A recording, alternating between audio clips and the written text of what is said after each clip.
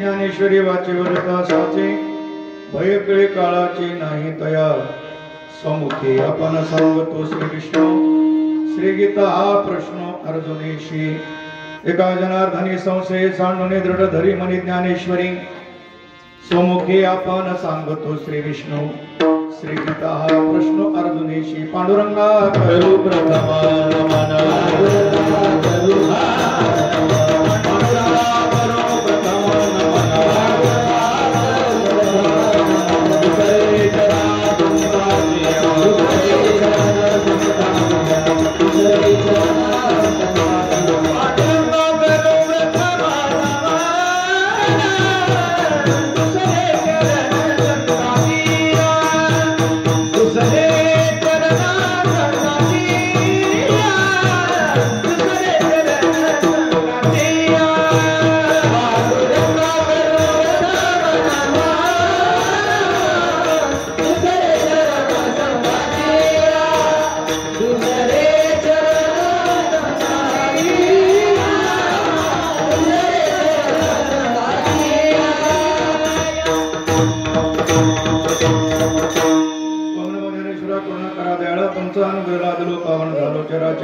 ज्यांची केल्या स्मरण होय त्यांचे अधिकरण तेचे वंदो श्रीचरण श्री गुरूंचे ते नमस्कार आता वंदो रंग भूमिका कीर्तने कोबी होते त्या लोका काळ मृदंग श्रोते देखा तया माझे नम मदंग मस्तक हे पायावरी या वारकरी संतांच्या भाव धरून या वाची ज्ञानेश्वरी कृपा करी हरी तयावरी समुखे आपण सांगतो श्री विष्णू श्री गीता हा प्रश्न अर्जुनेशी आपल्या या हरिभक्तीपरायण गायनाचार्य गणेश महाराज रामदास भगत यांच्या या निवासस्थानी आपण सर्वजण त्यांनी केलेलं चातुर्मासामध्ये ज्ञानेश्वरीचं अनुष्ठान आणि त्यांच्या आईसाहेबांनी केलेलं 16 सोमवारचं व्रत त्यांची सांगता आणि त्या निमित्तानं अन्नदान घडावं थोडंसं चिंतन घडावं या हेतून देवदासजी भगत यांनी केलेलं हे निवेदन त्यामध्ये त्यांचे संपूर्ण कुटुंबीय आई वडील महाराजांच्या पत्नी असतील शुभांगी सगळ्या जणांनी आपल्या व्रताची सांगता आणि ज्ञानेश्वरीच्या अनुष्ठानाची समाप्ती हा दोन संगम आहे. ज्ञानोबांचा पवित्र असताना समाधी सोहळ्याचा उत्सव चालू आहे. उद्या एकादशी या दशमीची पवित्र तिथी आहे आणि या प्रसंगी चिंतन करत असताना श्रीमंत श्री जगाचा मालक परमपिता परमात्मा ज्या घरी पाणी भरतो झाडाचं पान ज्याच्या सत्याने हलतं त्या परमात्म्यानं पानं तोडून पूजे करता ज्यांच्या करता द्यावीत. ज्या भगवंतानं गंध उघडून अक्षदा असणाऱ्या हातामध्ये द्याव्यात पूजा करण्याकरता ज्यांच्या घरी परमात्म्यानं राहावं अशा नाथ बाबांचा हा अभंग चिंतन करता घेतलेला आहे. थोडासा एक अर्धा तासाचा येण्याकरता उशीर झाला, पण मी रूपावळी थोडी जलद मध्ये घेतली आणि ती वेळ भरून काढली. आदरणीय पूजनीय प्रातस्मरणीय या भागामध्ये वारकरी संप्रदायाच्या विचाराचा आणि भक्तीचा मळा फुलवणारे गुरुतुल्य श्री जंगली माऊली या ठिकाणी उपस्थित आहेत. माऊलींच्या समोर एवढ्या जलद गतीनं रूपावळी संपून सुरू करणं थोडं कठीणच होतं, पण नावीलाच होता. तिकडून दादाचा निरोप मला एक जणांना सांगितला, रेडिओ सारखं कीर्तन करा म्हणजे. दादा आहेत, अध्यक्ष आहेत, महाराष्ट्र राज्याचे आहेत. अध्यक्षाच्या समोर त्यांनी सांगितलेली आज्ञा पाळणं गरजेचंच आहे. कृष्णरावजी रांदेशेठ दादा, तुम्ही सर्वजण अर्धा तास का पण लेट झालो, तसा मी वेळेवर चालणारा महाराज आहे. पण आता कधी कधी अपवाद होतो. मधीच एक कार्यक्रम घुसला, तो नियोजित नव्हता, पण पिंपरी चिंचवडचे आयुक्त त्यांच्या पण निरोप आल्यामुळे नाही म्हणता आलं नाही. श्री संत जगद्गुरु तुकोबा यांच्या नावानं संतपीठ पिंपरी चिंचवड महानगरपालिकेच्या माध्यमातून उभं राहत आहे. ते चिखली या गावी उभा राहत आहे आणि त्या ठिकाणी उद्घाटनाचा कार्यक्रम होता. श्री गुरु कुंडलिक महाराज देहुकर, मी, आयुक्त आणि असा हा कार्यक्रम मध्येच घुसला आणि त्यामुळे थोडासा वेळ लागला, पण तोही गरजेचा होता, कारण संतपीठाची स्थापना होणं आवश्यक आहे. म्हणून मी त्या ठिकाणी उपस्थित राहण्याकरता गेलो. असो, वेळेला महत्वाचं आहे. जीवन वेळेमध्ये आपण वेळेचा सदुपयोग केला पाहिजे. वेळ निघून गेल्यानंतर वेळेचा विचार करण्यापेक्षा वेळ असताना वेळेत काय विचार करायला याचा विचार महत्वाचा असतो. मानवी जीवन अनमोल आहे, याच्यातला प्रत्येक क्षण महत्वाचा आहे. प्रत्येक क्षणामध्ये जे आपण करतो तेही महत्वाचं आहे. आणि या क्षणाची जी महत्वता आहे ती महत्वता त्याच वेळेला सिद्ध होते की प्रत्येक क्षणाचा उपयोग आपण सदविचारानं कधी कराल त्यावेळेला. जीवनामध्ये जीवनाची उंची, जीवनाची अवस्था, जीवनाची साधना, जीवनाची स्थिती, जीवनाची शुद्धता, जीवनाची संपन्नता आणि जीवनाची धन्यता ज्या साधनेने मिळत असते त्याला सदाचार म्हणतात. आणि सदाचारातली वृत्ती टिकून राहण्याकरता सदविहार, सदाचार आणि मग सद्विहार. विठाला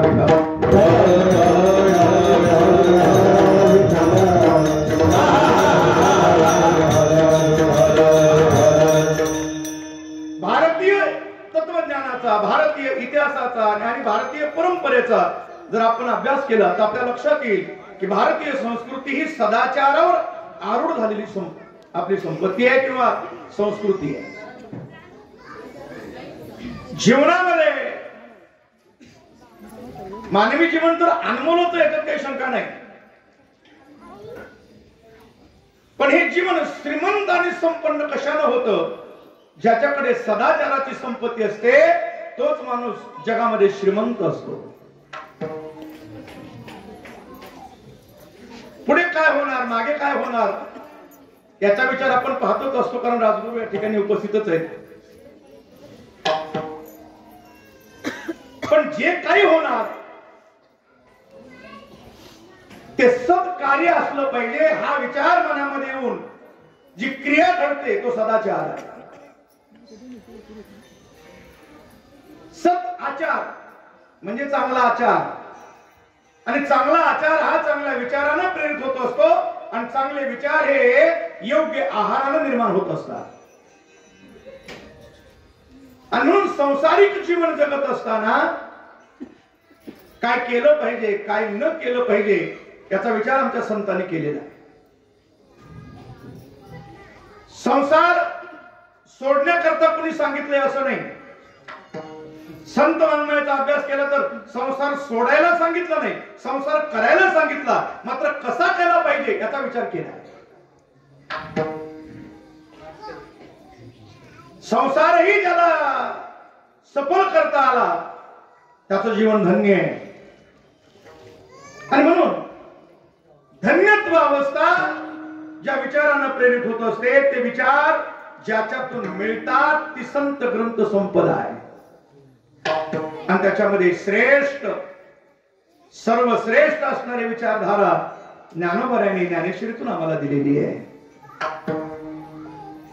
आणि म्हणून ज्ञानेश्वरीचं चिंतन हे आपल्या करता आवश्यक आहे. आणि महाराजांनी गणेश महाराजांनी 4 महिने हे चिंतन आपल्या इथे केलं. लाईव्ह काळ आहे, आधुनिक तंत्रज्ञानाचा विचार केला पाहिजे. येन केन प्रकारे समाज मनामध्ये हे विचार प्रसारित करणं अतिशय महत्वाचं आहे. फेसबुकच्या माध्यमातून प्रत्यक्ष म्हणा त्याने चिंतन केलं, त्यांच्या आई साहेबांनी व्रत केलं. पण या प्रसंगी या ठिकाणी चिंतन करताना सर्व गुरुवांचे नाव घ्यायची गरजच नाही, कारण सगळी घरातलीच आहे. जेवढे माईकवर आहेत ते माझेच विद्यार्थी आहेत, वाजवायला एक विद्यार्थीच आहे. तर इकडले त्यांचं नाव मला माहित नाही. सर्वच उपस्थित म्हणजे वेळ घालवत नाही. इथं असणारे सर्व उपस्थित अध्यक्ष दादा आले की महाराष्ट्र आला, आणि वारकरी संप्रदायामध्ये भीष्म व्यक्तिमत्व माऊली आले की सगळे आले. विठाला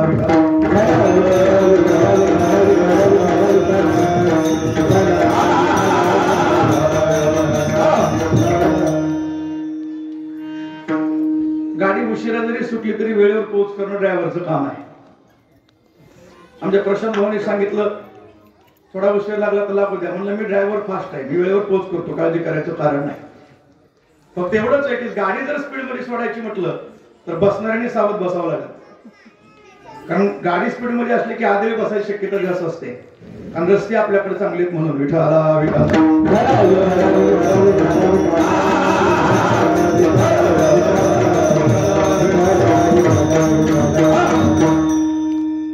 भाग्यवंत कोण आहे, धन्यवान कोण आहे, पुण्यवान कोण आहे, आनंदी कोण आहे, सर्व सुखी कोण आहे याचा जर विचार करायचा असेल तर जीवनामध्ये सुखाची अनुभूती प्राप्त करण्याकरता जी साधना करावी लागते त्याला परमार्थ म्हणतात. आणि परमार्थातली वृत्ती जिवंत राहण्याकरता जे ऐकावं लागतं त्याचं नाव कीर्तन आहे. आणि जीवनच कीर्तन बनवण्याकरता ज्या श्रवणाची गरज आहे त्याला ज्ञानेश्वरी म्हणतात.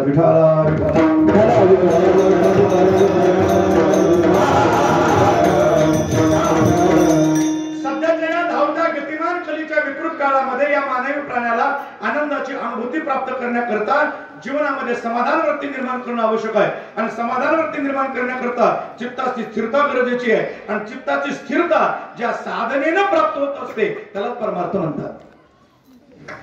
परमार्थ काय आहे, परमार्थ कशाला म्हणायचं, काय साधना केली म्हणजे परमार्थ होईल.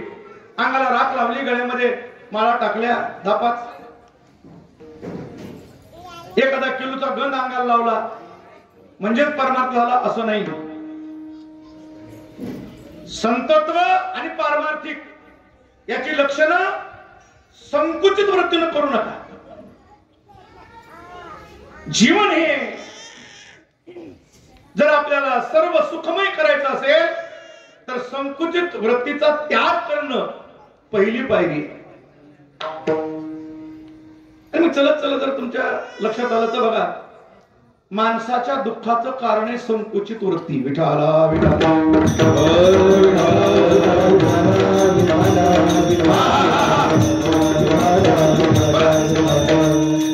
ज्या वेळेला माणसाची वृत्ती व्यापक जीवनामध्ये रत राहते त्यावेळेला व्यापक ब्रह्मतत्वाची अनुभूती घेत त्याचं जीवन ब्रह्मरंगाच्या रंगामध्ये डुलत असतं. पण ज्या वेळेला तो संकुचित बनतो त्यावेळेला त्याला दुःखाची अनुभूती प्राप्त होते. म्हणून तुकोबारायला म्हणावं लागलं, संकोचोने कारे झाला सेला, संकोचोने कारे झाला सेला, संकोचोने कारे झाला सेला,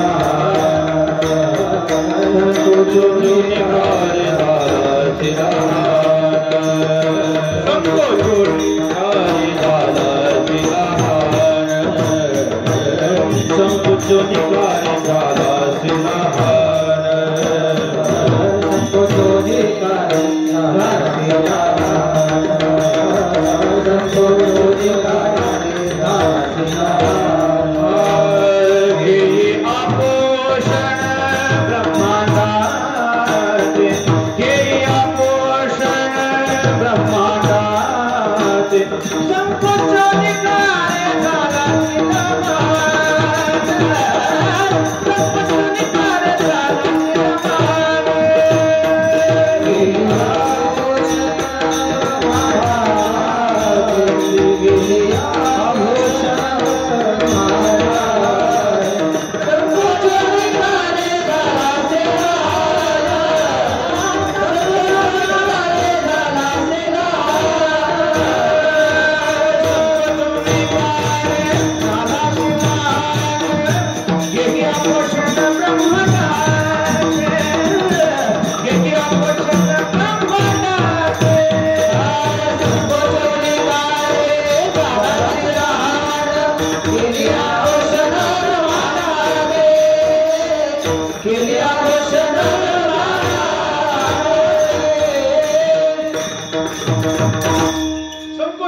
प्रकारे झाला असेल हा घेही आभूषण ब्रह्मांडाचे.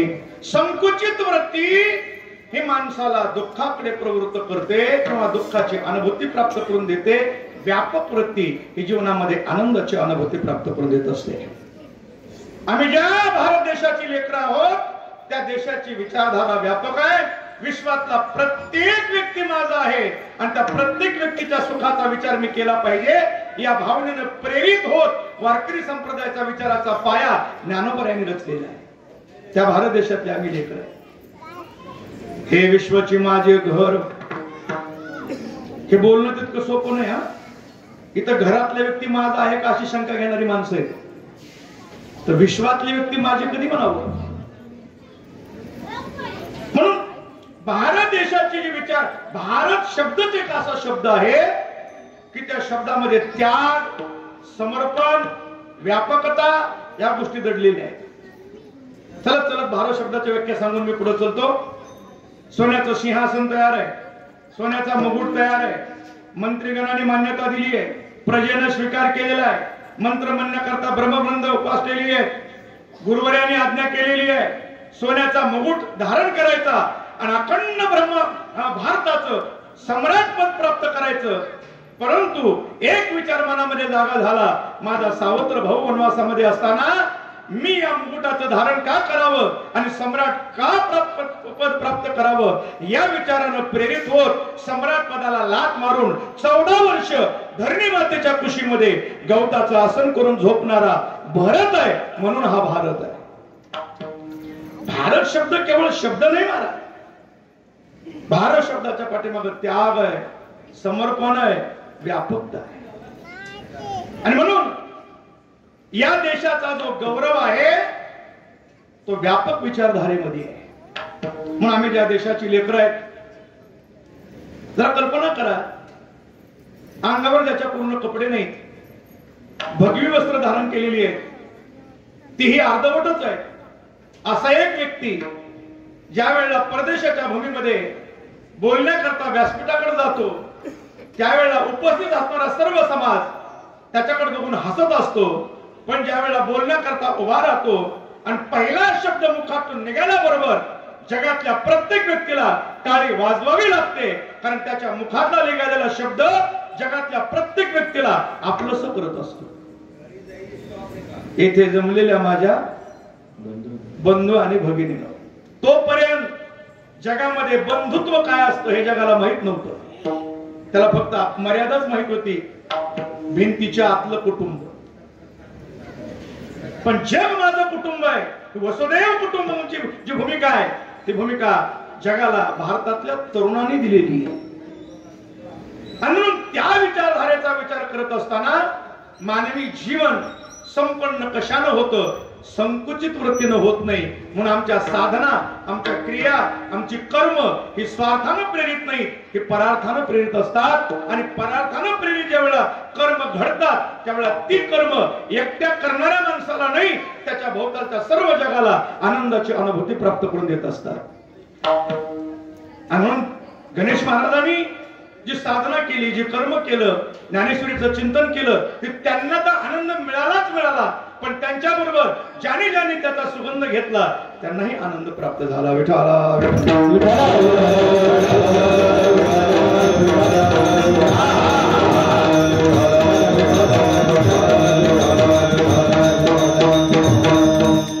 आणि म्हणून आणखीन एक वाक्य चलत चलत ऐकून पुढे चला. जीवनाची योग्य दिशा जर जीवनाला प्राप्त व्हावी असं वाटत असेल आणि जीवनाच्या दशा होऊ नये असं जर वाटत असेल तर संत विचाराचा आश्रय केला पाहिजे. आज भारतातली तरुणाई जी भरकटलेली आपल्याला बघायला मिळते. दुर्दैवाची गोष्ट अशी आहे ज्यांच्या पिढ्याना पिढ्या परमार्थात गेल्या पंढरपूरच्या वाऱ्या करण्यात गेल्या भजन करण्यात गेल्या त्यांची लेकरं झुलत झुलत जर घराकडे येत असतील तर याच्यापेक्षा काय मोठं दुर्दैव आहे. असं का घडलं.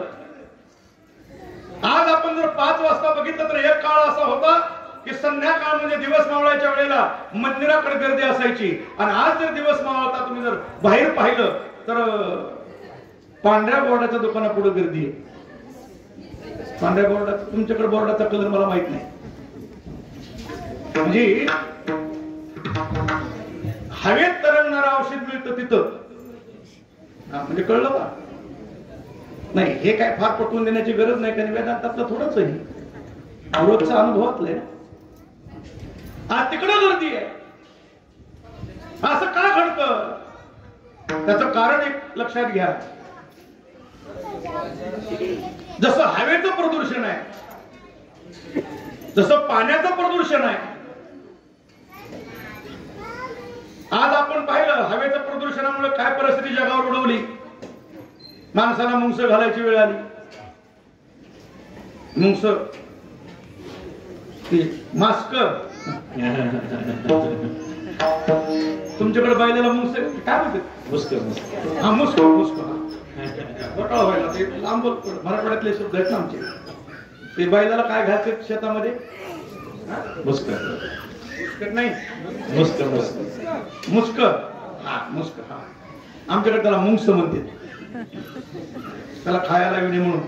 मी विचार केला, हे माणसाला का मुंगस घालायची वेळ आली असं. ते बैल गेला म्हणे एकदा देवाकडे.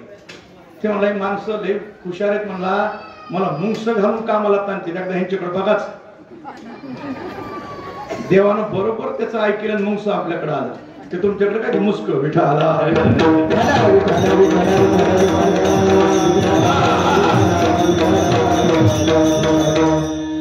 हवेचं प्रदूषण आहे, पाण्याचं प्रदूषण आहे. हे दोनच प्रदूषण विचारात घेऊ नका. त्याच्यापेक्षा खतरनाक आणि भयानक हे विचाराचं प्रदूषण असतं. ज्या वेळेला विचाराचं प्रदूषण समाजामध्ये निर्माण होतं, त्यावेळेला पिढ्यान पिढ्या बर्बाद होतात. आज दुर्दैवाने आमच्या देशामध्ये आमच्या काही शब्दाचा उपयोग करत आमच्यातल्याच लोकांना उपयोगात आणत आमच्या तरुणाईंच्या मनामध्ये एक विचाराचं प्रदूषण निर्माण करण्याचं कार्य चालू आहे. आणि ते विचाराचं प्रदूषण निर्माण झाल्यामुळं ही आमची तरुणाई संस्कारापासून दूर जाऊ लागली. आणि त्यांना रोखायचं असेल तर या ठिकाणी संत विचाराचे, तसं जर दुसऱ्या भाषेत शब्दात सांगायचं ठरलं तर ते कॅम्प्युटरचा जमाना आहे. त्या कॅम्प्युटरला खराब करण्याकरता काय घुसतं मध्ये? व्हायरस घुसतो. ते व्हायरस ते कुठून कसं घुसते कोणाला त्यालाच माहिती, कुठून घुसते ते व्हायरस. कसा घुसत असेल देव जाणे. त्याला काही वेळ, व्हायरस घुसायला काही, त्याला काही पार्सल आतात, ते बरोबर घुसतं ते. आणि चांगली चांगली कॅम्प्युटर ते काय करतं? बिघडून टाकतो. चांगली भाजनाला लागलेली सुद्धा कॅम्प्युटर, चांगली पंढरपूरच्या वाऱ्या करणारी सुद्धा इकडं कसं काय दिसलं रे बाबा, बघा ह्याचं कॅम्प्युटर बिघडलं, व्हायरस घुसला. आणि मग त्या व्हायरसला जर रोखायचं असेल तर काय केलं पाहिजे? अँटीव्हायरस. दुसरा व्हायरस सोडावा लागतो. त्याला काय म्हणतात? अँटीव्हायरस म्हणतात. तो व्हायरस सोडला की मग त्या कॅम्प्युटरचं दुसऱ्या व्हायरस पासून, विकृतीच्या व्हायरस पासून बचाव होतो. तसं आपलं जर कॅम्प्युटर बिघडू द्यायचं नसेल तर संत विचाराचा अँटीव्हायरस सतत सतत या कॅम्प्युटर मध्ये सोडावा लागतो. विठाला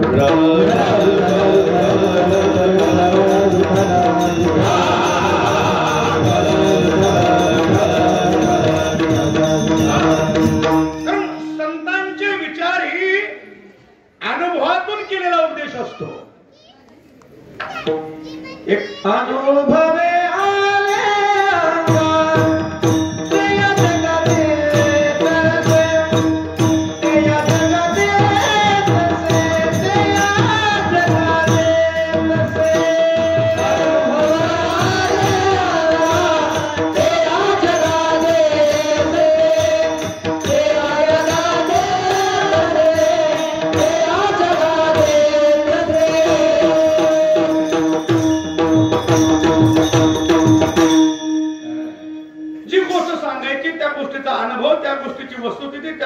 त्या वस्तूची अवस्था, त्याची साधना, या सगळ्या गोष्टीचा विचार संतांनी केलेला असतो आणि त्याच वेळेला ते आपल्या समोर मांडत असतात.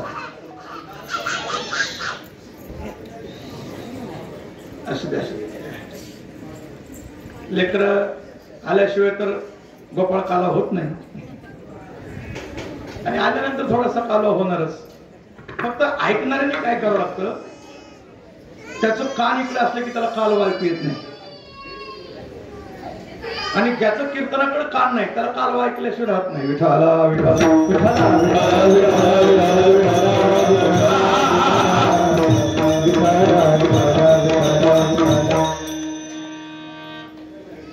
संत विचार हे मानवी जीवनाला गरजेचे का आहेत?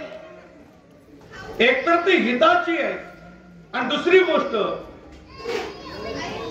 प्रत्येक विचार हे अनुभवाच्या कानशीवर घासून आलेला.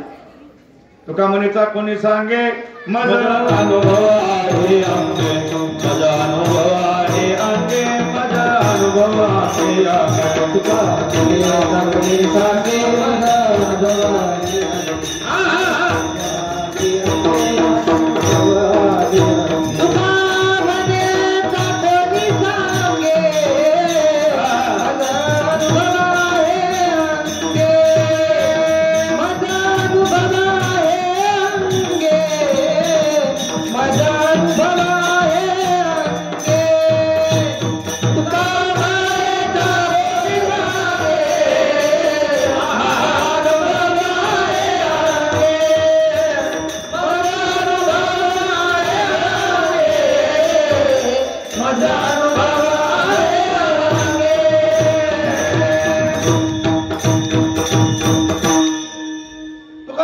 कोणी सांगे माझा अनुभव आहे अंगे. आणखी एक वाक्य आहे का, आपल्या अनुभवाच्या द्वारे जगाचं कल्याण होणार आहे या विचारानं प्रेरित होत आलेला सत्य स्वरूपाचा अनुभव जगाच्या समोर जे मांडतात ते संत आहे. आम्ही अनुभव सांगतो नाही असं नाही, पण जसा आला तसा सांगत नाही, जसा सांगायचा तसा सांगतो. माझं वाक्य पुन्हा आहे का, संत अनुभव सांगतात, आपण अनुभव सांगतो, पण त्यांच्यात आपल्यात फरक एवढा आहे, संत आला तसा सांगतात आणि आम्ही सांगायचा तसा सांगतो. कळलं? ठीक आहे. गणेश उत्सवाचं सध्या सगळीकडे भरपूर वातावरण वाढलेलं आहे. एकदा गणेश उत्सव 10 दिवसात संपला की पुन्हा वर्षभर त्याला कोणी जीव घालीत नाही, काही नाही, बिचाऱ्याचं पोट मोठे पण उपाशीच राहतं ते वर्षभर. काही काही ठिकाणी तर खेडेगावात तर महाराज एकदा का चावडीत नेऊन ठेवला की पुढच्या वर्षीच बाहेर काढायचं. मी असं चावडीमध्ये ठेवलेले भगवान गणेश, आणि पावसाळ्याचे दिवस, पाऊस सुरू झाला आणि काही लेकरं खेळता खेळता गणेश भगवंतापाशी गेली. गेल्यानंतर लेकरं मोठे खंड असतात, एकदम पोरग जर आगाव होतं, ते खेळता खेळता गेलं, त्यानं बघितलं, बापरे म्हणला, गणपतीचं केवढी मोठं ढेरी म्हणला, त्याला बेबी दिसली, त्याला बेबी बघितली, आणि ते बरेच दिवस त्याच्यामध्ये पाऊस पडून काय झालं, त्यात विंचू झाला होता त्या बेबीत मोठ्या. त्यानं बोट घातलं, बोट घातल्याबरोबर त्याला ठणका बसला विंचवाचा. पण पोरगा असं हुशार होतं, भारतातलंच होतं, त्यामुळे हुशारच होतं, कधी कधी कीर्तन बी ऐकत होतं. त्यानं विचार केला, आपण स्वार्थी जीवन जगलं नाही पाहिजे, शेवितो हा रस वाटेतो आणि का. आपण एकट्यानं जर प्रसाद घेतला तर लोक स्वार्थी म्हणतील, प्रसाद सर्वांना मिळाला पाहिजे. ते बोंबललं नाही, त्यानं सगळ्या हात मारले, इकडे या म्हणला, का गंमत आहे म्हणला. सगळी पोरं आले, बापरे केवढा गणपती आहे, बेबी बघ, बेबी बघ, बेबी मोठी आहे, घाल मध्ये बोट म्हणलं, का घाल तर लय आनंद आहे म्हणला, गार लागतंय. मग दुसऱ्या पोरांना बेबीत बोट घातलं, बोट घातल्याबरोबर त्यालाही ठणका बसला, ते बोंबलायला लागलं. पण ही हुशार होतं ना, तोंड आपलं ग पोट भरलं असलं बाजूला सरक, प्रसादाची बरीच शिल्लक आहे. सगळ्याला प्रसाद मिळेपर्यंत उठायचं नाही, कालवा करायचं नाही. मग मागायला ठणका का बसला, माझा प्रश्न इथं आहे. मागल्या मुलांना ठणका का बसला, या महाराज. विठाला विठाला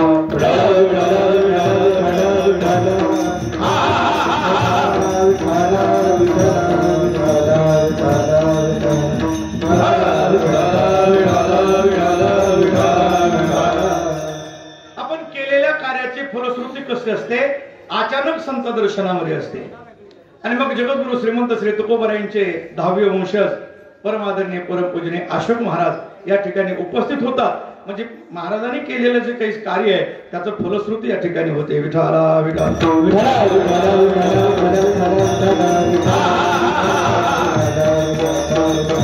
मी काय सांगतो, माझा प्रश्न असा आहे की मागल्या मुलांना ठणका का बसला. कारण पहिल्यानं आपला अनुभव सांगितला नाही, नुसतं तसं नाही, आला तसा सांगितला नाही. त्याला जसा सांगायचा तसा सांगितला, म्हणून मागायला ठणका बसला. आमची गंमत अशी आहे, आम्ही सगळी माणसं संसारामध्ये का रत आहे, पुढे गेलेली ठणका बसल्याला सांगत नाही, म्हणून मागली चर्चे. आला तसा अनुभव आम्ही सांगत नाही, मात्र संत तसं नाही. त्यांच्याकडे जो अनुभव आला तो जसा आला तसा जगा पुढे मांडतात. आणि म्हणून त्यांनी मांडलेला अनुभव हा आमच्या करता जगण्याकरता आवश्यक असतो. आज नाथबाबा एक असे संत आहेत, त्यांच्या जीवनातला अनुभव प्रकट करतात. त्यांनी एक महत्वाचा संदेश जगाच्या समोर देतात. अरे परमपिता परमात्म्याची जर तुम्हाला कृपा संपादन करायची असेल, भगवंताची अनुभूती प्राप्त करायची असेल तर काय करा? भाव धरोनी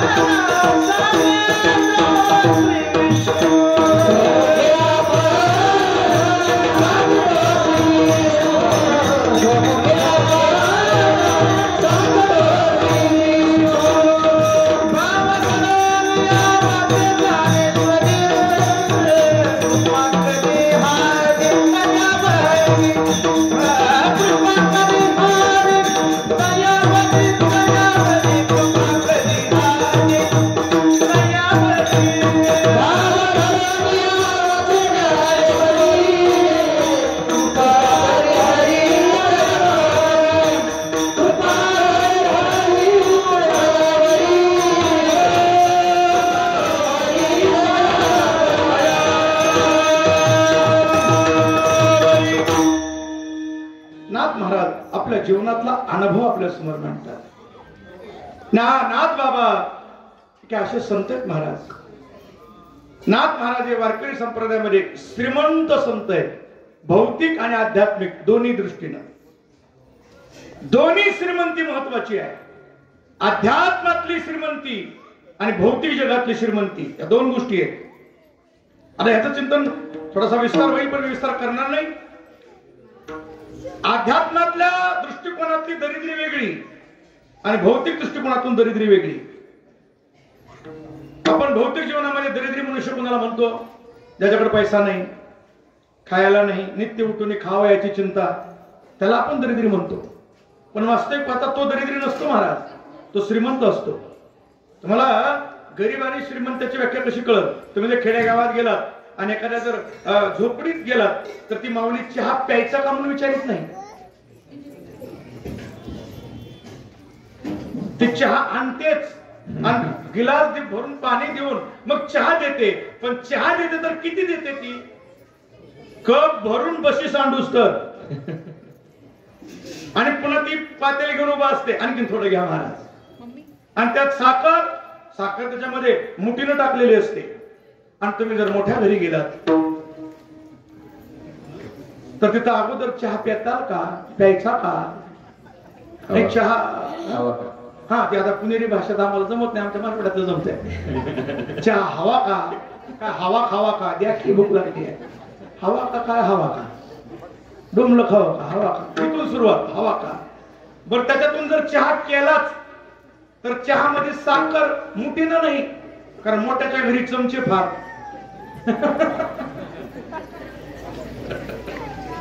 मी सावध बसून ऐका बरं का. मोठ्याच्या घरी चमचे असतात. चमचे म्हणजे मी दुसरे चमचे नाही बोलत, तिकडे जाऊ नका. चमच्याशिवाय त्यांचं भागत नाही. त्यांचं बरचसं काम चमचेच करतात. साखर चमचा.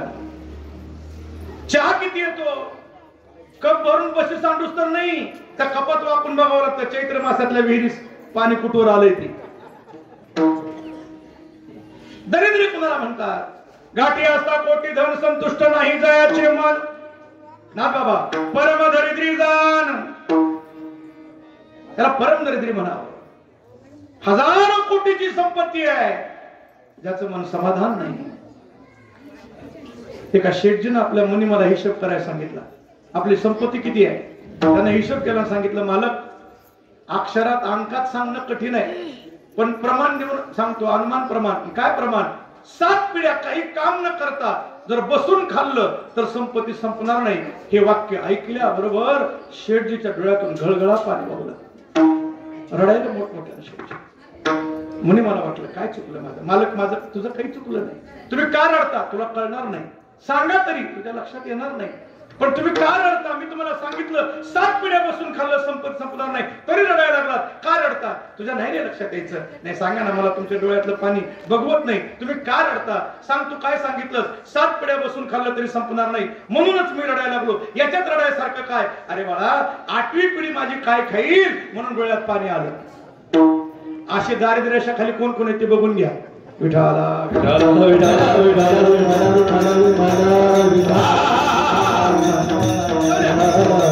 या संपत्तीवर जास्त बोलत बसायचं नाही. आपण मी सांगतो 2 प्रकारे. ही भौतिक जगतातली संपत्ती आमच्या नाथबाबाकडे होतीच. येणाऱ्या प्रत्येक व्यक्तीला रोज पुरणपोळी खायला होती. आणि अध्यात्मातली जर श्रीमंती म्हणाल, ज्याच्या सत्यनं प्राण चालतो, ज्याच्या सत्यनं सूर्य चालतो, म्या बोले विल्या वेद बोले, सगळा हे सगळा जो जगाचा मालक, जो करता करविता, जो परमात्मा आहे, कर्तुम अकर्तुम अन्यथा कर्तुम शक्तीस भगवान परमात्मा, ज्यांच्या घरी पाणी वाहण्याकरता राहतो, याच्यापेक्षा तुम्हाला आध्यात्मिक श्रीमंती काय सांगायची? काय वैशिष्ट्य असेल महाराज? जरा कधीतरी विचार करावं. नाथबाबांनी संसार नाही सोडला. नाथबाबांनी संसाराचा त्याग करून जंगलात नाही गेले. काय भजन केलं असेल, काय भक्ती केली असेल, काय साधना केली असेल महाराज? कधीतरी मनामध्ये विचार यावा. आणि नाथ महाराजांच्या घरी 12 वर्ष तू पाणी वाहिलं, आमच्या स्वप्नात तरी परमात्मा यावा. कमीत कमी त्यानं स्वप्नात तरी आम्हाला दिसावं. काय भजन असेल, काय भाव असेल, काय भक्ती असेल, काय साधना घडली असेल. अरे जगाच्या मालकाने तिथं पाणी भरण्याकरता यावं. त्याचा विचार करा. आणि मग परमात्मा कृपा ही जीवनामध्ये आनंदाची अनुभूती प्राप्त करून देत असते. आणि जीवन कशा करताय? परमात्मा प्राप्ती करताच आहे, दुसऱ्या कशा करता नाही. कुठलं फळ मिळवण्याकरता नाही. ही खालची सोडा, वरची सुद्धा कामाची नाही. वरची म्हणजे केंद्रातली नाही. वरची म्हणजे तुम्ही केंद्राकडे बघता. इंद्र पदाधिक भोग, भोग नव्हे हा भवरोग, किंवा ब्रह्मादिक पदे दुःखाची शिराणी. ब्रह्मादिक जी पद आहेत ते दुःख देणारी आहेत. ती पद कुठली महत्वाची नाही. नर ध्यान लागले हाती, उत्तम सार उत्तम गती देवच. काय सांगितलं? देवच. देवत्व अवस्था किंवा देवाची कृपा, परमात्म्याची कृपा प्राप्त व्हावी. मनामध्ये विचार यायला पाहिजे. रात्रंदिवस तळमळ वाटले पाहिजे. परमात्मा माझ्यावर कृपा करेल का? कधीतरी कधीतरी भगवान परमात्मा पाहिल का माझ्याकडे? ज्या आमच्या आईसाहेबाकडे तुकोबर यांच्या पत्नींच्या काटा पायातला काढण्याकरता जातो, तो भगवान आम्हाला कधीतरी खिडकीतून वाकून बघेल का? कधीतरी तेव्हा आम्हाला हाक मारेल का? कधीतरी जवळ बोलवल का? जीवनामध्ये हा विचार सतत आला पाहिजे. आणि परमात्मा जर जवळ बोलवावा, परमात्म्याने जर आपल्याकडे पाहावं असं जर वाटत असेल तर भाव धरून या. दुसरं काही करायचं नाही. भाव धरून या वाचे ज्ञानेश्वरी. ज्ञानेश्वरी वाचली पाहिजे. आता आम्ही काय वाचत नाही का महाराज? तुम्ही सांगायला वाचा वाचा म्हणून. पानं फाटली सगळी ज्ञानेश्वरीची वाचून वाचून. काय काय मला कमाल म्हणा, काय काय माणसं ते ज्ञानेश्वरला असं मुंडको घासते, असं घासून घासून ती 2-4 पानं फाटली बऱ्याच लोकांच्या घरची. घासून का उपयोग आहे? मध्ये घुसणार आहे का ज्ञानेश्वरी? घासून का उपयोग आहे? ज्ञानेश्वरी वाचली पाहिजे. आणि ती जरी अरे सगळी ज्ञानेश्वरी नाही तुला वाचता, नको वाचू, एक तरी नामा मने ग्रंथ श्रेष्ठ ज्ञानदेवी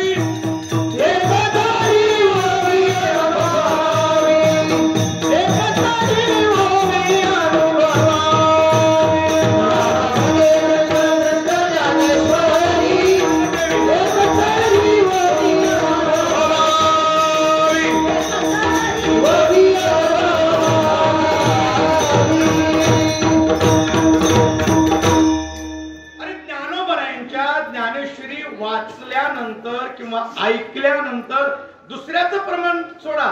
ज्ञानोबरायच बोलतात, श्रवणाचे मिशे बैसावे येऊनी. ज्ञानोबरांचे शब्द बघा, तरी अवधान एक वेळ दिजे.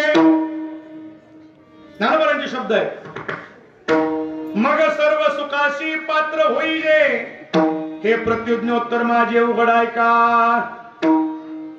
ज्ञानोबराय म्हणतात त्या ज्ञानेश्वरीचं सामर्थ्य असं आहे, जो कोणी वाचे. बघा, ज्ञानेश्वरी एक अशी शुद्ध ग्रंथ आहे. शुद्ध ग्रंथ मी शब्द वापरतोय. ज्ञानेश्वरी शुद्ध ग्रंथ आहे. त्या ग्रंथाची सामर्थ्य शक्ती एवढी आहे, एखाद्याला वाचायला जरी येत नसेल आणि त्यानं जर ज्ञानेश्वरीचे पारायण भाव धरून फक्त असं बोट फिरवायचं, ही अंधश्रद्धा नाही. आजही माणसे आळंदीत, माऊलींना माझ्यापेक्षा जास्त माहित असतील कारण त्या काळात शिकलेले लोक कमी असायचे, आजही आहेत. आता आज देहूला आता एक महात्मा आलाय तमिळमधून, गणपती तुकाराम बुवा असं त्यांचं नाव, त्यांना तिथल्या भागात लोक म्हणतात. त्या माणसाला मराठीचं कुठलं काहीच वाचता येत नाही, गाथा ज्ञानेश्वरी सोडून. आजही आता आज महात्मा देहू मध्ये येतो आणि त्यांनी पूर्ण गाथा आणि ज्ञानेश्वरी तमिळ भाषेत केली आहे, तमिळ भाषेमध्ये केली आहे. त्याला बाकी मग कशी ज्ञानेश्वरी वाचता आली? त्याला काही करायचं नाही, ज्ञानेश्वरी अशी समोर धरायची, ज्ञानोबरायला प्रार्थना करायची, माऊली मी अज्ञानी आहे, काहीच नाही माझ्याकडे, बस तुमची कृपा व्हावी एवढीच इच्छा आहे. ज्ञानोबरायला प्रार्थना करावी, एक एक ओवीला असं बोट फिरवावं आणि असं जर श्रद्धेनं भावनेनं जर ज्ञानेश्वरीवर बोट फिरून जर पारायण झालं तर ज्ञान होय अज्ञानासी, ज्ञान होय अज्ञानासी, ज्ञान होय अज्ञानासी, ज्ञान होय अज्ञानासी. ऐसा बनया तिके, ऐसा बनया तिके, ज्ञान होय अज्ञानासी, ज्ञान होय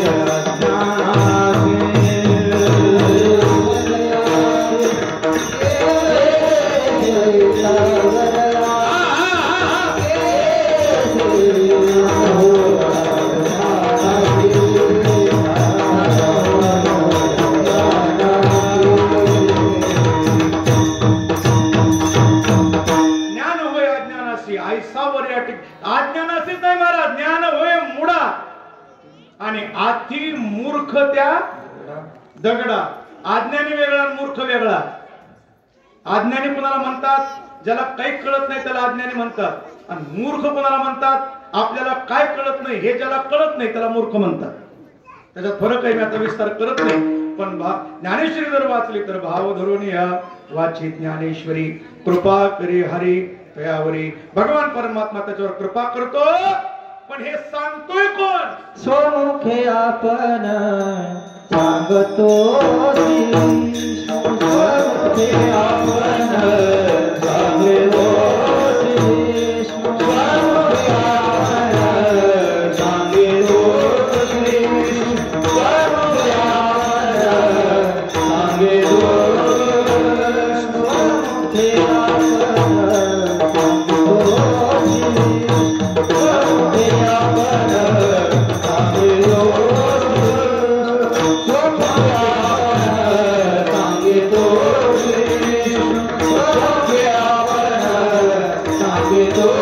Hare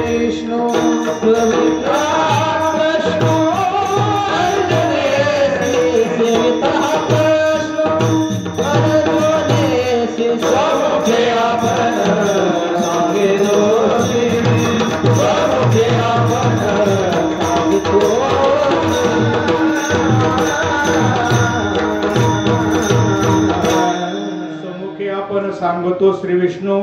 कोण सांगते याला महत्व आहे ना. काय सांगितलं याला महत्व नाही, सांगतोय कोण याला महत्व आहे. स्वतः भगवान सांगतो. स्वमुखे सांगतो श्री विष्णू. श्री गीता हा प्रश्न अर्जुनेशी. स्वतः भगवान सांगतात की बाबा रे, ही जी गीता आहे ती भगवंतानं स्वतः मुखातून सांगितलेली आहे, त्यामुळे त्याच्यात वेगळं सामर्थ्य आहे. आणि ती जर ज्ञानेश्वरी, त्याची ज्ञानेश्वरी वाचे वदता साचे, ती ज्ञानेश्वरी जर आपल्या मुखातून जर वदन केली, बोलली, तर भयकळी काळाची नाही तया, त्याला काळाची भीती राहणार नाही. वास्तविक पाहता काळाला भेद नाही म्हणणारा माणूस नाही. सगळं जगत त्याच्या सत्यत आहे. काल व्याल मुखग्रास करून तो जबडा करून बसलेला आहे. सगळं जग काळाला घाबरतं, परंतु त्याच माणसाला काळाला घाबरायची गरज नाही. कुणाला? ज्यानं ज्ञानेश्वरी आपल्या मुखामध्ये धारण केली त्याला. पण त्याची ज्ञानेश्वरी वाचे वदता साचे, भयकळे काळाचे नाही तया, त्याला कुठल्या प्रकारची भीती, काळाची भीती मानायची काहीच गरज नाही. तो काळाला भेण्याची त्याला आवश्यकता नाही, कारण तो बलवान बनतो. पारमार्थिक दृष्टिकोनातून तो काय होतो? बलवान होतो. ज्याच्याकडे ज्ञानेश्वरी हे धन आहे, ज्याच्याकडे गाथा हे धन आहे, त्याच्यासारखा श्रीमंत मनुष्य जगामध्ये दुसरा कुणी आवश्यकच नाहीये. आणि ताकदीने बी तो एवढा बलवान होतो की जगाला खाणारा काळ, पण त्या काळाला घाबरायची ताकद याच्याकडे असते ज्याच्याकडे ज्ञानेश्वरी आहे आणि ज्याच्याकडे गाथा आहे. मात्र एक अडचण आहे. काय अडचण आहे? कुठलीही क्रिया करत असताना माणसानं श्रद्धेनं आणि भावनेनं केली पाहिजे. भाव किती पाहिजे, कसा पाहिजे त्याचा विचार मी आज करणार नाही. पण माणसाचा स्वभाव असा आहे की कुठल्याही गोष्टीमध्ये मनुष्य संशय घेतल्याशिवाय राहत नाही. आणि संशय एक अशी चीज आहे, परमार्थालाही घातक आहे आणि संसारालाही घातक आहे. कित्येक लोकांचे संसार संशयामुळे उद्ध्वस्त झाली. विठाला विठाला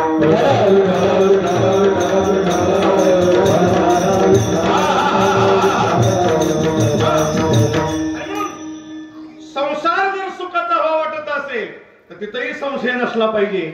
आणि परमार्थ जर आनंदी जगायचं असेल, परमार्थातलाही आनंद अनुभवायचा असेल तर तिथेही संशयच गेला पाहिजे. त्या गवळणी सुखी झाल्या गोकुळातल्या.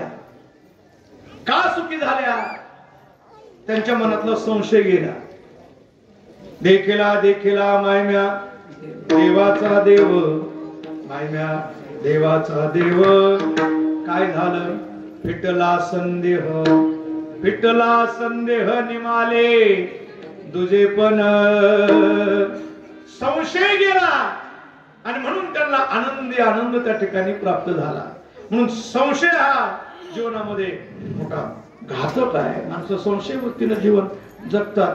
ते म्हणे एक ब्राह्मणाचा मनुष्य काशीला शिकायला गेलेला, शिकून आला, सवळ्यात राहत होता आणि सोवळं पाळत असताना त्यानं आंघोळी करण्याकरता नदीला गेला. आणि नदीला गेल्यानंतर आंघोळ पाणी वाहत आहे, धरण नव्हतं, पाणी वाहत होतं. आंघोळ केली, आचमन करण्याकरता पाणी घेतलं आणि आचमन करण्याकरता घेतलेल्या पाण्यामध्ये थोडं भात आला, तांदळाचा भात. आता भात आलाय तर पाणी टाकून द्यावं, दुसरं पाणी घ्यावं. वाहतं पाण्याला विटाळ नसतो, वाहत्या पाण्याला पाप ते सगळं पवित्र असतं, दुसरं घ्यावं. पण त्याच्या मनात संशय आला की भात आला कुठून, काय घेणं देणे का. आणि म्हणून त्या भात कुठून आला म्हणून तो वरच्या दिशेने बघत गेला तर पुढच्या काही अंतरावर एक माऊली तिथं भांडे धुत बसली होती नदीवर. त्यानं विचारलं, आई साहेब पण धुती का नाही? मग तिच्या पुढे जाऊन आंघोळ कर की, काय गरज आहे का? पण उगा विचारलं, आई साहेब नदीला का आलात? तिने सांगितलं घरात शिवता शिवत करायची नाही म्हणून नदीला आले. बापरे म्हणला, एवढं मोठं पाप झालं. यांच्या हातातला भात माझ्या हातात आला, आता काशीला गेल्याशिवाय काय आपलं पाप फिटणार नाही. म्हणून ते काशीला निघाला. रस्त्यामध्ये कोणाच्या घरचं खायचं नाही, सोहळ्याच होता. कसं तरी एक ब्राह्मणाचं घर सापडलं. ती गरीब होतं, एवढं गरीब 10 दिवस त्या ब्राह्मणाच्या घरची चूल पिटली नव्हती, आजच पिटली होती. त्या घरी गेला. गेल्यानंतर त्या माऊलीने आलेल्या माणसाचं स्वागत केलं. आमची संस्कृती आगतम स्वागतम सुस्वागतम ही आमची संस्कृती आहे. आलेल्या माणसाला जेवण दिलं पाहिजे, पाणी दिलं पाहिजे, ही आमची विचारधारा आहे. या कुत्र्यापासून सावध राहा, हे आमचं नाही, हे आमच्यातलं नाही. पण ते जाऊ द्या. पण त्यांनी त्या बिचाऱ्या माऊलीने गरीब का असताना पाणी दिलं, बसायला टाकलं, जेवायला वाढलं. त्यानं सगळीकडे बघितलं, परिस्थिती गरीबी. आई साहेब फार गरीब. हो महाराज, 10 दिवस चूल पेटत नाही. आता एवढं विचारलं, बस झालं, आता पिटली का नाही? पण त्याने विचारलं, 10 दिवस चूल पेटत नाही, मग आजच कशी पिटली? आता पिटली तर पिटली, तू खाजी बोला, तुला काय घेणं देणे, आजच कशाला पिटली? नाही म्हणलं, आजच कशी पिटली? ती म्हणली, आज बी पेटत नव्हती, पण मालक 10व्याचा विधी करायला गेले, तिथलं सगळं घेऊन आले. काय गरज आहे का संशय घेण्याची? काही आवश्यकता नाही. म्हणून माणसं संशयानं जे जीवन जगतात ते माणसं स्वतःही सुखी राहत नाहीत आणि इतरांनाही सुख देऊ शकत नाही. म्हणून संशयाची निवृत्ती महत्वाची आहे. नाथ बाबा म्हणले ज्ञानेश्वरी सामर्थ्य आहे, ज्ञानेश्वरी शक्ती आहे, ज्ञानेश्वरी आगाध आहे. सगळ्या गोष्टी घडतील पण संशय सांडून तू जर वाचले एका जनार्दनी संशय सांडोनी, एका जनार्दनी संशय सांडोनी, एका जनार्दनी संशय सांडोनी, एका जनार्दनी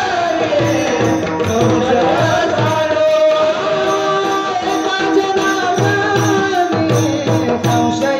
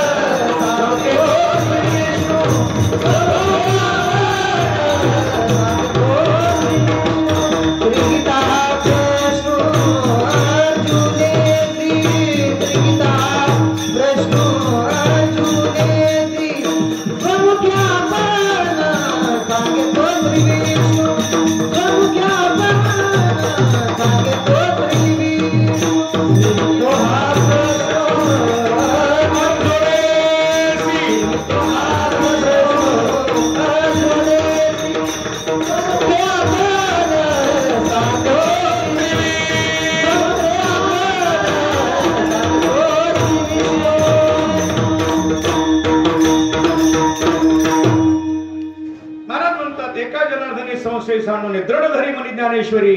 संशय धरून ज्ञानेश्वरी वाचायची नाही, संशय सांडून वाचायची. आणि दृढ धरली पाहिजे भावानं, भक्तीनं. बळकट भाव असला पाहिजे. आणि असा जर भाव बळकट असेल, भाव धरून जर वाचली तर भाव धरून या वाची ज्ञानेश्वरी. कृपा करी हरी तयावरी, स्वमुखी आपण सांगतो श्री विष्णू.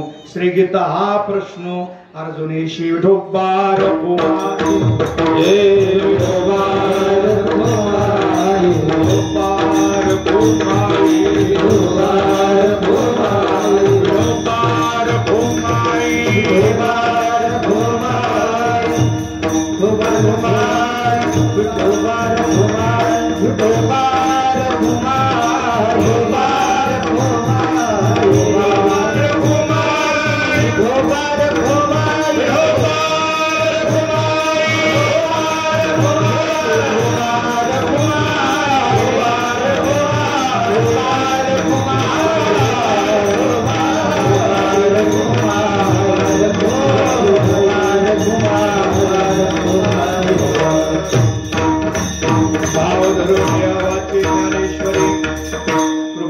हरी तयावरी. चला चलत चलत अभंगाचं चिंतन आपण पाहिलं. आज कार्यक्रमाचं जे औचित्य आहे, गणेश महाराजांनी ज्ञानेश्वरीची असणारी केलेली साधना, त्यांची तशी तर या भागामध्ये गायनाची साधना आहे, माऊली संगीत विद्यालय आहे, परिसरामधले विद्यार्थी तयार व्हावे ती त्यांच्या मनातली भावना आहे.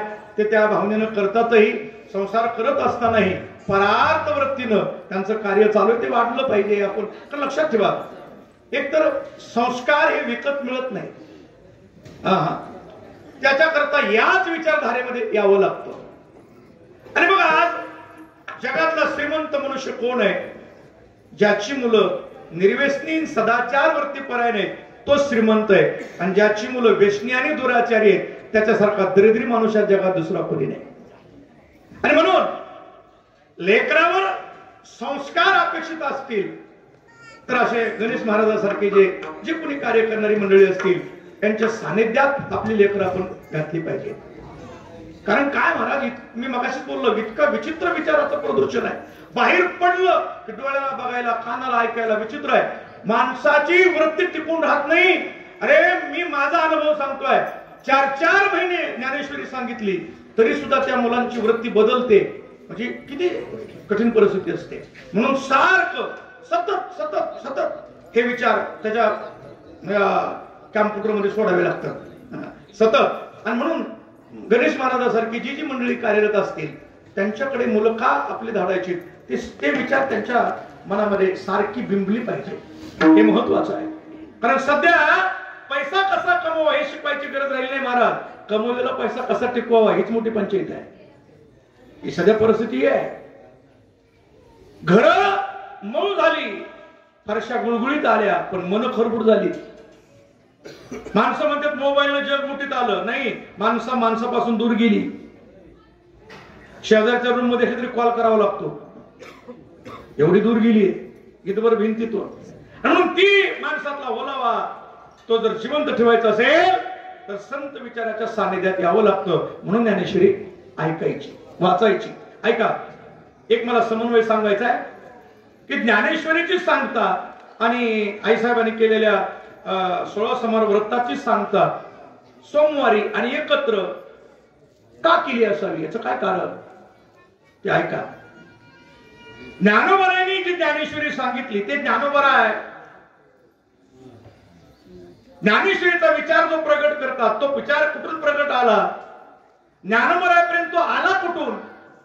आदिनाथ गुरु मच्छिंद्र तयाचा, मच्छिंद्राने बोध गोरक्षवळला, गहिनी प्रसादे निवृत्ती दातारा, ज्ञानदेवा सार चोजविले. आदि गुरु कोण? आदि गुरु कोण? महादेव. इथं उभा राहिलेला नाही, भगवान शंकर. आदि गुरु शंकरा, येथून या शिष्य परंपरा बोधाचा पसारा. अरे भगवान शंकर हे वारकरी संप्रदायातले आद्य वैष्णव आहेत आणि वारकरी संप्रदायाचे आद्य गुरु आहेत. लक्षात घ्या. आणखी महाराजांचं प्रमाण आहे, एका जनार्दनी वैष्णव आणि शिरोमणी महादेव. नाथबाबांचं प्रमाण आहे, एका जनार्दनी वैष्णव आणि शिरोमणी महादेव. सगळ्यात आधी पंढरपूरची वारी ही भगवान शंकरानं सुरू केलेली आहे. म्हणून भगवान शंकरापासून जे गुह्य भगवान शंकर पार्वतीला बोलले तेच गुह्य ज्ञान ज्ञानोबरायापर्यंत एक गुरु एक शिष्य असं आलं. आणि तेच ज्ञान ज्ञानोबरायांनी सर्वांकरता ज्ञानदेवा सार चोजविले, प्रगट गुह्य बोले. ते प्रगट ते गुह्य ते प्रगट केलं ज्ञानोबरायांनी. मात्र ती जी परंपरा आलेली आहे भगवान शंकरापासून आली. आणि भगवान शंकराची उपासना म्हणजे सोमवाराचं व्रत आणि त्यांच्यापासून आलेली परंपरा म्हणजे ज्ञानेश्वरी. म्हणून याची सांगता एकत्रित आज विठाला.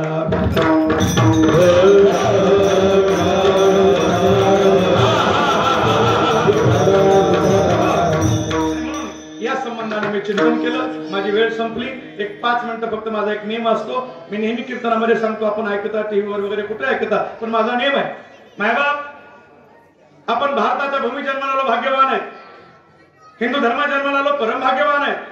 पण दुर्दैवानं आपल्या जाती पुष्कळ, पंथ पुष्कळ, संप्रदाय पुष्कळ, देव पुष्कळ. आपण आपल्या आपल्यात भांडत राहतो. पण याद राखा, आपण जर एकत्रित नाही आलो, धर्मभावाची जोपासना जर नाही केली तर येणाऱ्या काळात रस्त्यानं फिरता यायचं नाही. आणि परत एकदा छत्रपती शिवाजी महाराज जन्मण्याची वाट बघावी लागेल, पण वेळ निघून गेलेली असेल. म्हणून एकत्रित या, धर्मभावाची जोपासना करा, लेकरावरती संस्कार करा. कारण आपल्या वारकरी संप्रदायाचे प्रत्येक नियम हे विज्ञानवादी आहेत. विज्ञान सांगणं वेगळं आणि विज्ञान जगणं वेगळं. आमचे पूर्वज विज्ञान जगत होते, सांगत नव्हते. विज्ञान जगत होते म्हणून पाय धुतल्याशिवाय घरात येत नव्हते. आता बुटासहित घरात शिरणारे विज्ञान सांगतात. आमचे पूर्वज हातात हात देत नव्हते, रामराम म्हणायचे. आणि आता हातात हात देणाऱ्याला कळालं कसं हातात हात घेतल्यावर कसा मोठा असते ती. म्हणजे आमची संस्कृती ही विज्ञान जगणारी होती आणि विज्ञान जगत होते म्हणून दारास तुळस जपत होते. आणि आम्हाला दारातल्या तुळशीला प्रदक्षिणाला घालणाऱ्याला वेड्यात काढणारे आज आमच्या घराच्या समोर वेडे मारायला लागलेत तुळशीची पानं घेण्याकरता. हे विज्ञान जगणं वेगळं आणि विज्ञान सांगणं वेगळं. आता विस्तार करत नाही. 5 मुद्दे आचरणात आणले पाहिजेत. मी नेहमी सांगतो. पहिला मुद्दा असा आहे, म्हणून मी मगाशी सांगितलं, कपाळाच्या गंधापासून दारातल्या तुळशीपर्यंत प्रत्येक गोष्टीला विज्ञान आहे. म्हणून सकाळी उठल्याबरोबर कपाळाला गंध लावा, कुठलाही लावा, काळा पिवळा जांभळा तांबडा मॅचिंग करून लावा, पण लावा. कारण गंध लावणं आपला नियम आहे. गंध न लावणं लय लांबल्या लोकांचा नियम आहे. मग आपल्यातलं ओळखायचं कसं?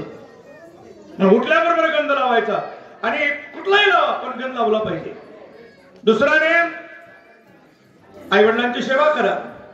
ज्याने आपल्या लहानाचं मोठं केलं, बोलायला शिकवलं, चालायला शिकवलं, तर हाताच्या फोडासारखं सांभाळलं, त्यांना दुःख देण्याचा अधिकार दिला कोणी?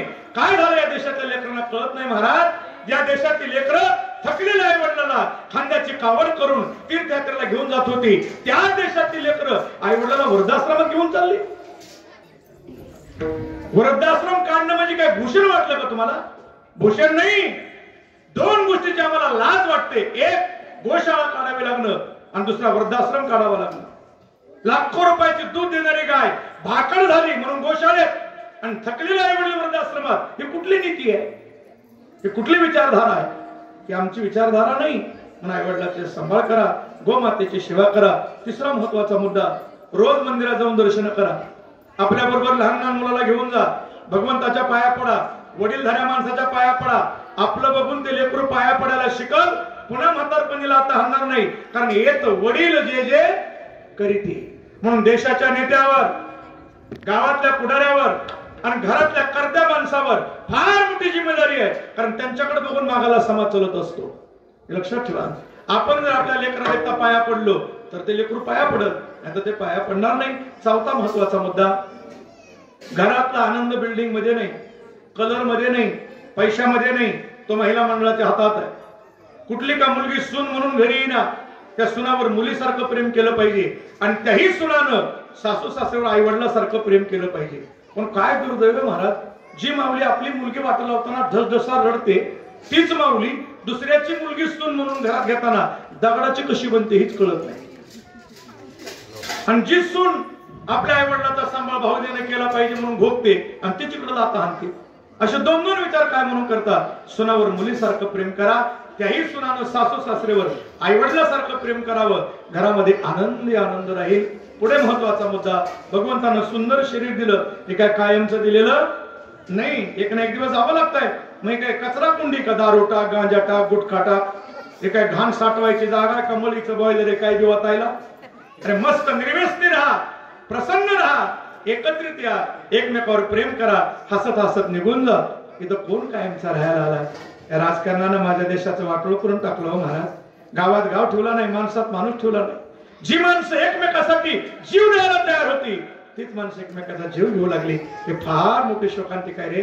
प्रत्येक 5 वर्षाला तुम्हाला डाव खेळायला मिळेल, पुन्हा डाव मोडला, पुन्हा एकत्रित या, पुन्हा 5 वर्षाला खेळायला मिळेल. पण एकदा गेलेला माणूस पुन्हा बघायला मिळणार नाही. म्हणून एकमेकाचं वैरी बनू नका, एकमेकावर प्रेम करा, आपण हसा, दुसऱ्याला हसवा आणि हसत हसत निघून जा. इथं कोण कायमचा राहायला नाही. आणि शेवटचा महत्वाचा मुद्दा, भगवंतानं सुंदर मुख दिलं, कशाला शिव्या द्यायला, निंदा करायला? निंदा करायला दिलं कुणी सांगितलं? घरच्या भाकरी खाऊन गावाचं धनुष व्हायला बिगर साबणाचं. गंमत असते माणसाची. पारमार्थिक जीवन जगू द्या, त्यांना व्यवस्थित थोडं बघू द्या, थोडं गाडीत फिरू द्या. माहिती कशी गाडी घेतली, तुला काय करायचं? तू पायी चालायला त्याचं बघ की, खालून चटके बसायला तर त्याची गाडी बघतोस तू. पण दुसऱ्याची निंदा करण्याकरता मुख दिलं का? नाही. मग कमलमुख राम भजन कोदिया, भगवंताचं भजन करण्याकरता हे मुख दिलंय. तुम्ही जर चिंतन कराल तर चिंता मुक्त व्हाल, आणि नाही चिंतन केलं तर गवऱ्या रचली चित्ता वाट बघायला लागली आहे. म्हणून आता झालं 9:15 वाजले, वेळ संपली आपली. बरोबर वेळेत आपण पोहोचलेलो आहोत, काळजी करायचं काही कारण नाही. पण आता नंबर तुमचा आहे. आमची गाडी ताणली, एवढी ताणली, सगळं पेट्रोल संपून गेलं. आधीच तर माझा चकलेला सकाळी सोमवार सुटला, लक्षातच राहिलं नाही त्या गर्दीमध्ये, वारीमध्ये. आणि मला उपवाशी कीर्तन जमत नाही, माझी लय आवड खेळ आहे. पण आता नाही वेळ झाला, वेळ झाला यायला, माझी चूक. आल्या काय करू? बरं बाहेर कुठं असतो तो जेवल्याशिवाय करणार नाही म्हणलो असतो. घरच्या घरी म्हणता कुठं, घरी कुठं काय म्हणता, पेटा बांधावाच लागला.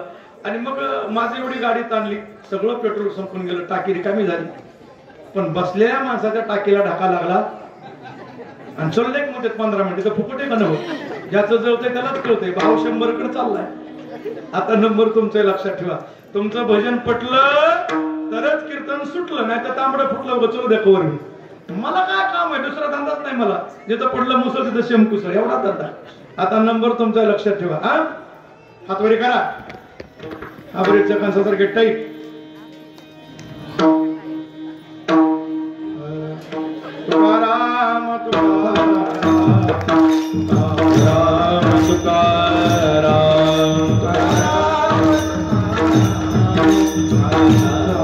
तुकाराम